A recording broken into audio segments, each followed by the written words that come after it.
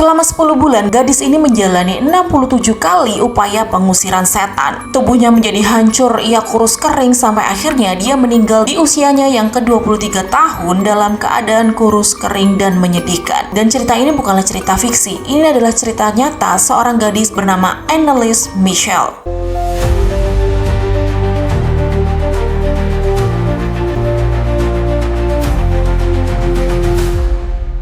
Assalamualaikum warahmatullahi wabarakatuh. Halo guys, welcome back to my channel. Balik lagi bareng aku Putri Nuari. Makasih buat kalian yang udah mampir dan jangan lupa buat subscribe, like, komen, dan juga nyalakan notifikasinya biar kalian gak ketinggalan cerita-cerita menarik dari aku. Jadi kali ini aku bakal ceritain sebuah cerita yang cukup menyedihkan. Ada seorang gadis bernama Anneliese Michel yang pernah menjalani 67 kali upaya pengusiran setan, bahkan hingga tubuhnya sangat kurus kering. Nama lengkapnya adalah Anneliese Elizabeth Michel, namun dia sering dipanggil dengan nama Anneliese. Ia lahir pada tanggal 21 September tahun 1952 di Jerman Barat. Ia tumbuh di sebuah keluarga Katolik yang sangat taat pada agama. Setiap minggu ia pergi ke gereja, ia berdoa, bahkan ia dikenal sebagai gadis yang pendiam namun cerdas dan juga rendah hati. Sampai akhirnya semua berubah ketika dia berumur 16 tahun. Pada waktu itu tiba-tiba di sekolah ia kehilangan kesadaran, bahkan sampai dia sempat ngompol ketika ia kehilangan kesadaran tersebut. Tiba-tiba semua tubuhnya kaku, matanya kosong, dan beberapa kali tubuhnya seperti kejang-kejang dan tidak terkontrol. Nah, kemudian keluarganya membawanya ke dokter,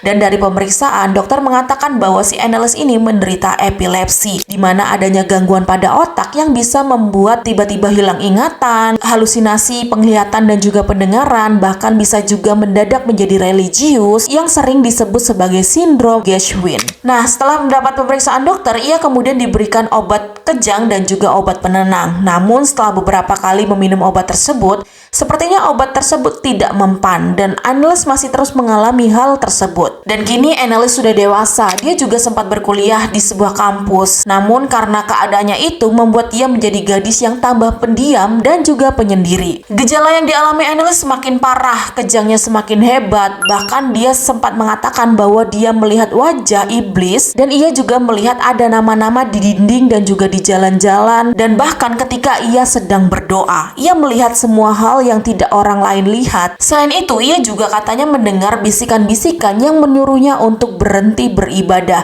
Bahkan dia juga mendengar bisikan tersebut yang mengutuknya dan mengatakan bahwa dia akan membusuk di neraka. Keluarganya sudah membawa Anneliese ini ke 3 rumah sakit jiwa yang berbeda, namun hasilnya tetap sama, sudah konsumsi obat, sudah perawatan, tapi kondisi dan gejala Anneliese tetap saja masih ada. Ia tetap masih mengalami hal-hal tersebut dan seolah-olah pengobatan tersebut tidak berhasil sama sekali. Yang ada malah dia tambah parah dan keyakinannya tuh mulai berubah, di mana ia mulai merasa bahwa dia ini sedang dirasuki sesosok makhluk karena ia mulai membenci hal-hal yang suci, seperti air suci pun terasa panas di tubuhnya. Bahkan salib dan tasbih katanya membuatnya sangat marah. Keluarganya sempat meminta bantuan kepada pendeta, namun pendeta menolaknya karena ritual pengusiran roh tersebut harus mendapatkan izin dari uskup dan tidak sembarangan bisa dilakukan. Dan mereka menyuruh keluarga Anneliese untuk kembali ke dokter dan melakukan pengobatan di rumah sakit. Semakin hari, kondisi Anneliese semakin memburuk. Bahkan ia sampai bisa merobek bajunya sendiri. Bahkan ia merangkak di bawah-bawah kolong dan menggonggong seperti anjing. Dan itu ia lakukan selama 2 hari berturut-turut. Selain itu, ia juga sempat melakukan hal yang benar-benar di luar nalar, di mana ia sempat memakan laba-laba, batu bara, menggigit kepala burung mati. Bahkan ia sampai ada di titik di mana ia menjilat air kencingnya sendiri.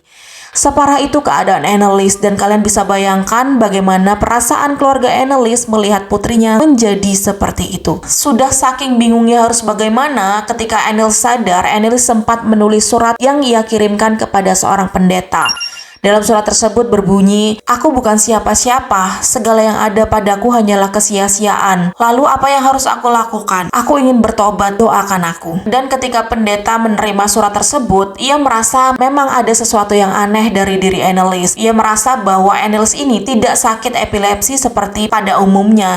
Ada sesuatu yang aneh dari diri Anneliese. Dan akhirnya pendeta tersebut mengajukan surat izin kepada uskup untuk melakukan pengusiran roh terhadap tubuh tubuh Annelies. Dan setelah dilakukan pertimbangan yang cukup lama, uskup tersebut akhirnya memberikan izin pada tahun 1975 dengan syarat ritual tersebut harus dilakukan secara rahasia. Selain itu, sang uskup juga mengutuskan satu orang lainnya untuk mendampingi pendeta tersebut melakukan pengusiran roh itu. Dan mulai saat itulah keluarga Annelies berhenti membawa Annelies ke dokter dan mereka yakin bahwa pengusiran roh adalah jalan satu-satunya untuk menyelamatkan putri mereka. Mulai dari bulan September tahun 1975 hingga bulan Juni tahun 1976, selama 10 bulan penuh, ritual tersebut dilakukan 1 atau 2 kali dalam 1 minggu. Dan setiap sesi ritual tersebut memakan waktu 4 jam. Dan prosesi ritual itu pun direkam menggunakan sebuah kaset di mana setiap suara, setiap percakapan semuanya terekam dalam kaset tersebut. Dan katanya bahkan sampai sekarang masih ada puluhan kaset yang belum pernah didengarkan ke publik. Dan dalam rekaman yang pernah ditunjukkan ke publik, suara Annelies berubah. Suaranya yang lembut menjadi suara yang kasar, serak, dan bahkan berbeda-beda seperti banyak orang yang berbicara menggunakan tubuh Annelies. Menurut pendeta tersebut, ada 6 kekuatan yang menguasai tubuh Annelies dan mereka saling berebut untuk menguasai tubuh Annelies. Itulah sebabnya mengapa setiap perkataan yang dikatakan Annelies seringkali berubah nada dan juga suaranya, karena memang mereka secara bergantian merasuki tubuh Annelies tersebut.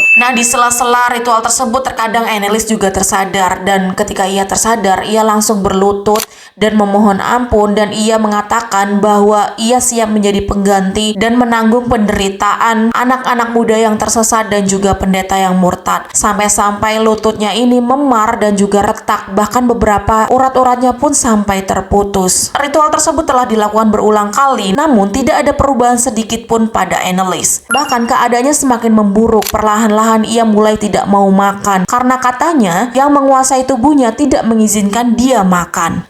Sampai tubuhnya yang langsing kini hanya tinggal seperti kerangka hidup, di mana beratnya hanya sekitar 30 kg. Tubuh Annelies sudah benar-benar hancur, tapi ritual tetap harus dilakukan, dan bagaimanapun menurut keluarganya itu adalah salah satu cara menyelamatkannya.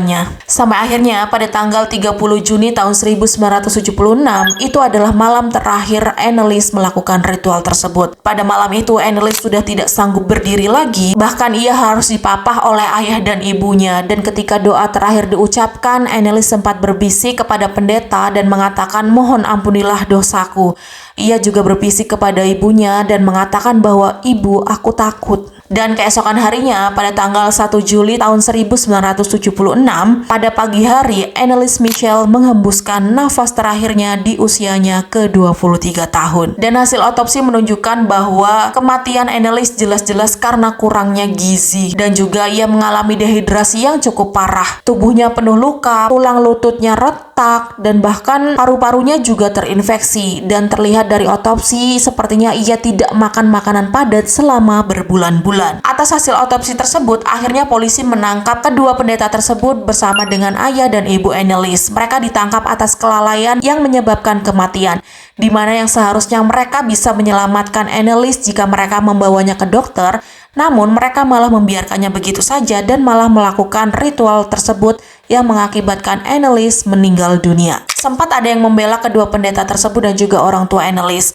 Namun, dokter yang dihadirkan sebagai saksi mengatakan bahwa sebenarnya Annelies bisa diselamatkan jika mereka mau membawanya ke dokter. Bukan malah diperparah dengan adanya lingkungan yang cukup religius dan juga pengusiran roh tersebut. Dan di persidangan, polisi juga memutar rekaman-rekaman selama proses pengusiran roh tersebut dilakukan. Di sana, polisi mendengar suara yang berasal dari dalam tubuh Annelies yang selalu bergantian, dan mereka tahu betapa besarnya kekuatan yang merasuki tubuh kecil tersebut. Dan dalam persidangan tersebut, pendetanya juga menyatakan bahwa mereka yakin mereka berusaha untuk menyelamatkan jiwa Annelies. Namun sayangnya semua memang berakhir tragis, sedangkan orang tua Annelies hanya bisa menangis dan menyesali perbuatannya. Akhirnya hakim memutuskan untuk menjatuhkan 6 bulan penjara kepada kedua pendeta tersebut. Sedangkan untuk kedua orang tua Annelies, mereka dibebaskan karena hakim merasa bahwa mereka sudah sangat cukup menderita dengan apa yang mereka alami. Dan kisah Annelies ini juga sudah diangkat menjadi sebuah film yang berjudul The Exorcism of Emily Rose. Namun katanya pada film ini juga tidak 100% sama ceritanya dengan kejadian aslinya. Dan hingga hari ini makam Annelies masih sering dikunjungi para ziarah. Banyak peziarah yang datang dari berbagai negara di Eropa. Mereka mereka ke sana dengan membawa bunga, menghidupkan lilin, dan memohon dan juga berdoa. Dan sampai saat ini tidak ada yang pernah tahu apa yang ada di dalam diri Anneliese Michel sebenarnya. Dan dari kisah ini mengajarkan kita bahwa untuk selalu berhati-hati dan setiap nyawa sangat berharga untuk diselamatkan dengan cara apapun.